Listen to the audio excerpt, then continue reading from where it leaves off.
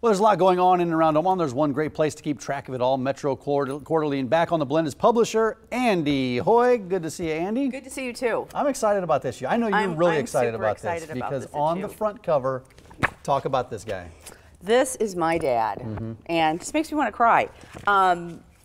This is my dad, and for those of you who don't know, he had a heart attack in March, followed by a series of strokes and pneumonia, and literally almost died. Yeah, he's doing great. Yeah. He's doing good.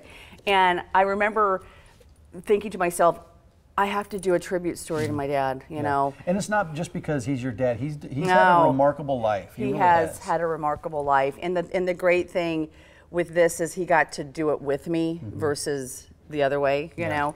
And so we got to work on this together, and I found out a lot of really great things about him that I didn't know. Well, you know, I know we did that event with you at the press club a few years ago, so I learned a little bit about him. Yes, he's a pilot. He is Let's a pilot. start with that, because he didn't learn to fly until he was until later in life. So he was 70 years old. He was 70 years old when he decided to get his pilot's license. Yeah. And then and here's a picture of him in his plane. But think about that. I mean, no, it's crazy. Who does that? This is the retirement age, right? Yes. You're slowing down a little bit. Yeah. He goes out and gets his pilot's license. Yeah. So he bought a plane when he was 72. Just things talking about later in life. He learned to ski when he was 60. And he skied up until, you know, his early 80s. But I imagine he missed out on a lot of that stuff because he was so busy in his business stuff with Midland's Business Journal, because he's the founder of that. He's the founder of that. He founded that in 75, but he has such a, 1975, he has such a rich history even up to that point. And one of the things I love is when he was, I think, 24, and it's in the article, but he was 24, he's going to an interview at an airline, and he's walking down the street in New York, and he's this building next to him. He sees this big globe in the middle of inside the building. So he just walks in there. It's the New York Daily News, and he said, "Well, are you guys hiring?" So they're like, "Yeah, send him up to the 5th floor." And to me, that was just like fate, because that kind of opened that path into publishing, which that may never have happened. Yeah. I mean. And I wouldn't be doing what I'm doing, and you know, it's just crazy. He's walking down the street in New York City and sees a globe inside the lobby of a building, is fascinated by it, walks in, and that changes the whole course of his life. Yes. Amazing. He's also a musician, right? He play saxophone? He learned to play the saxophone when he was 40.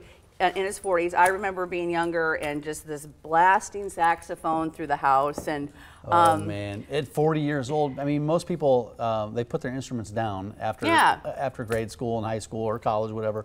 They never touch it again. This guy picks it up in the age of 40. And he just decided, you know, I'm going to learn to play the saxophone. So he did. So that's what he did. Yeah, I love it.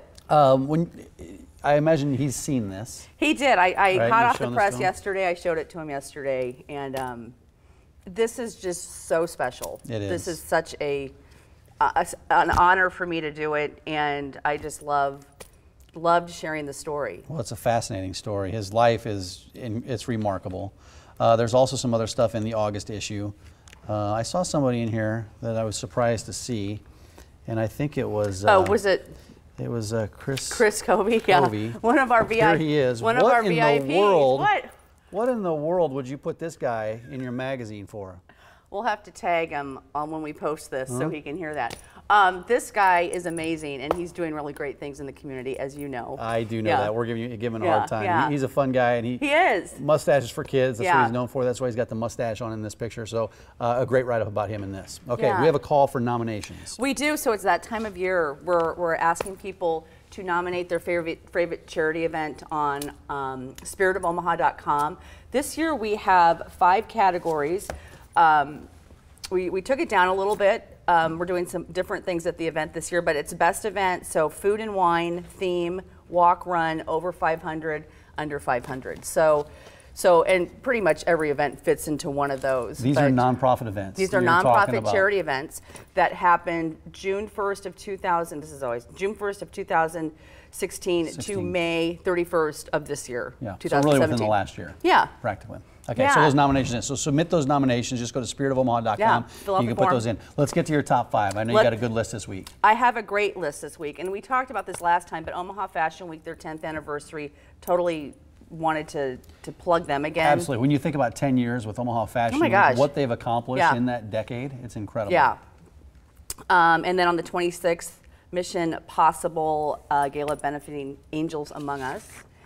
We have on August 31st, I love this event, Holy Smokes. Holy Smokes is a good one, yeah. With the Heart Ministry Center. And September 8th, Wings and Wheels Gala for Ronald McDonald House, another great charity. And then on September 11th, the 9/11 Memorial Benefit First Responders Foundation. I mean, all just such great charities. Yeah, and that one's at the Omaha Design Center, if you're interested in that. Also, you've been doing this thing for the last year and a half, this Mad 25, where you hit these 25 events. Yeah. That was your goal each year, but this year you stepped it up, but you still call it Mad 25. We do, because Mad 25 kind of ties into the magazine, and then on my personal side, I decided to do 50. So they tie in. But we do have some Mad 25 events coming up. Are you doing a 5K every weekend? I am.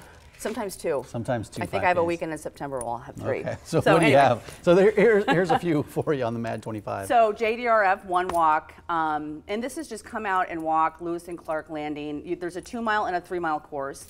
August 20th, that's right, the Sunday after it, Boxer 500 for the Great Plains Colon Cancer Task Force. And then on the 26th, first annual High Vibe Festival, and they're kicking it off with a 5K. Awesome. That's at Stinson Park at Exarban Village. Okay, and we had Boxer 500 on as well. Did you? That's another Good. Good event.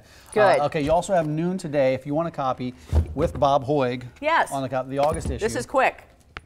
It's Go register, and by noon, everybody who has registered, we're not doing a drawing. I'm just going to pull your names, and you're going to get a copy in the mail. You're going to get a copy in the mail. Yeah. Awesome. And the keyword is Bob. You got to just plug that in, Bob. We do have a couple more minutes, so I do want to talk about your dad. Can we talk about him a little bit more? Yes, I would love to. There was something in here that tripped a question I had, but I can't remember what it is. But he was actually born in Kansas. Yes, and here's something you didn't know. He has 1 kidney, so when he was 2 years old, he almost left the planet. Yeah. At that time, he almost died. He almost died, and it just because of where they were, and his grandfather worked for the railroad. There was this doctor who specialized in kidneys, and literally that's one of the reasons he's still here. So that would have been a tragedy. Yeah, and I love this timeline. I know. In the article, in 1937, born in rural Kansas, goes all the way down. His academics, the places he's worked. He was hired as a copy boy for the New York Daily News in 1957, and that kind of kick-started his journalism career. One thing I want to, him and a buddy, when in the 50s, they hitchhiked across the United States on Route 66. He's in 1983, he went over to Europe and visited every country. He's played tennis since he was 11, and I learned that he always took his tennis racket with him when he traveled. He did, because he started playing tennis at the age of 11. Yeah. Yeah, and he played for a long time. In 1970, he was nominated for a Pulitzer Prize for law-changing Omaha World Herald series on the lax security procedures for sexual psychopaths, and then Nebraska State Hospitals in Lincoln. He used to be a crime writer, crime reporter. So. It's just fun. Yeah, you got to read it. We got to get him on the show. I think we've had him on before. We have. When he gets healthy, when he gets a little more mobile. But he's at home, and he's probably watching the show right now. So, hi, Bob, Dad. how are you? Thanks, Andee. Good to see you. It's all good, Dad. Okay, good to see you. All right. At the beginning of the